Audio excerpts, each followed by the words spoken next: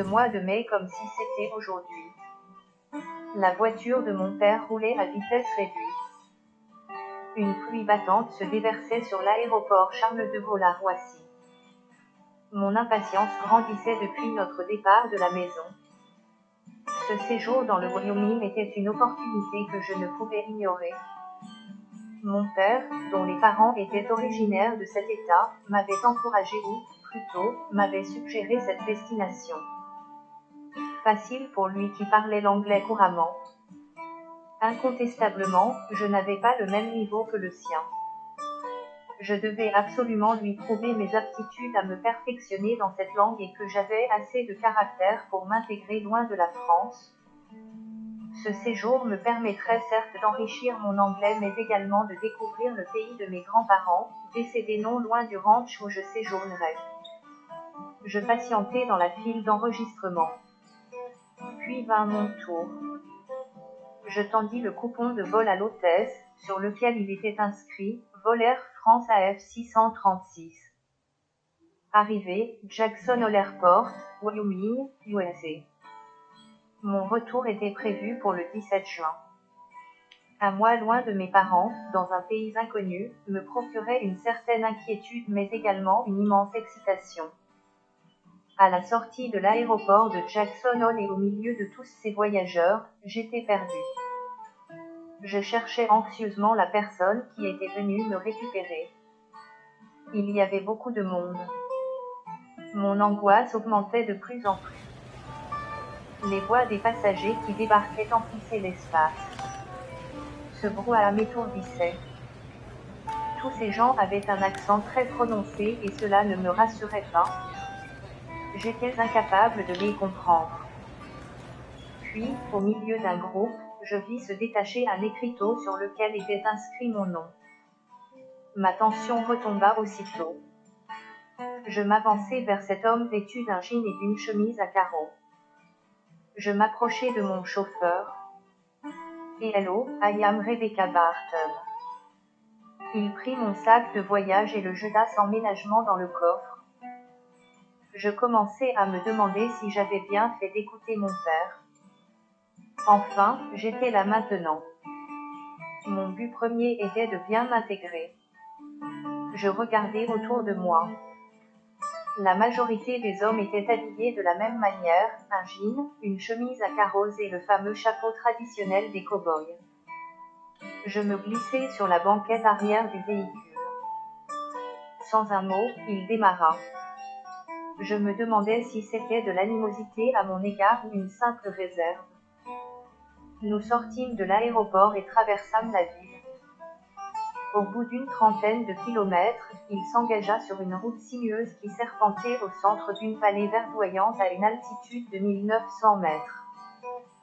Même si c'était mon père qui avait tout organisé, je n'étais toujours pas rassurée. Apparemment, le propriétaire du ranch avait connu mes grands-parents, tragiquement décédés dans un incendie. Tout s'était passé une nuit, pendant leur sommeil. Comme la plupart des ranchs, le leur était construit en bois. Le feu avait tout réduit en cendres très rapidement. Mon père en réchappa car il passait ses vacances chez son oncle John dans le Minnesota. Cet homme au caractère bien trempé ne pouvait pas prendre en charge les études d'un jeune garçon de 15 ans.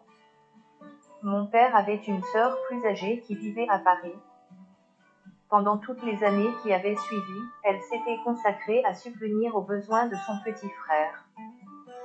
C'est ainsi que mon père avait pu poursuivre ses études. Admis à la faculté de médecine, il en était ressorti en tant que chirurgien orthopédique. Je passais voir ma chère tante dès que j'en avais l'occasion. Je l'adorais. Comment ne pas tomber sous son charme? Un visage toujours rayonnant qui vous renvoyait toute la bonté qu'elle avait au fond de son cœur. Elle me considérait comme sa petite fille, elle qui n'avait pas pu avoir d'enfant. Nous étions très complices, plus qu'avec ma propre mère, toujours très occupée par son travail. Elle était avocate au barreau de Paris. J'étais leur seul enfant. Ils compensaient leurs absences par de nombreux cadeaux qui ne remplaçaient sûrement pas l'affection que j'aurais dû recevoir. Heureusement que tante Helena était là. Guère douée, j'avais réussi plus ou moins à retenir quelques bases d'anglais. L'accent de ma tante était très prononcé, celui du Wyoming. Je me souviens de cette petite phrase qu'elle me lançait lorsque je franchissais sa porte. Hello, my darling, ready for your English. Comment résister à ma chère tante? Mais à cet instant, je suis légèrement anxieuse, assise à l'arrière de ce véhicule. J'essayais de me concentrer sur le paysage.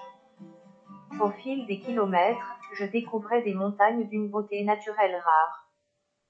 Les paysages défilaient les uns après les autres, avec leurs forêts, leurs plaines et leurs hauts plateaux à l'horizon inaccessible. Pendant le trajet, j'avais l'impression que le temps s'était arrêté. Je ne pouvais plus détacher mon regard de ce nouveau décor. Au détour d'un virage, il apparut, le ranch. Si différent de celui de mon imagination. Rien à voir avec ceux construits en bois que l'on voit dans les films de cow-boys. Il était tout simplement impressionnant. Un énorme portique indiquait, en grosses lettres blanches, son nom, Harper Ranch. Située au milieu d'une plaine, se dressait une immense habitation, entourée d'une pelouse étonnamment verdoyante et entretenue. Mes yeux s'écarquillaient au fur et à mesure que le 4x4 s'avançait dans l'allée. Côté gauche, j'apercevais des boxes à chevaux.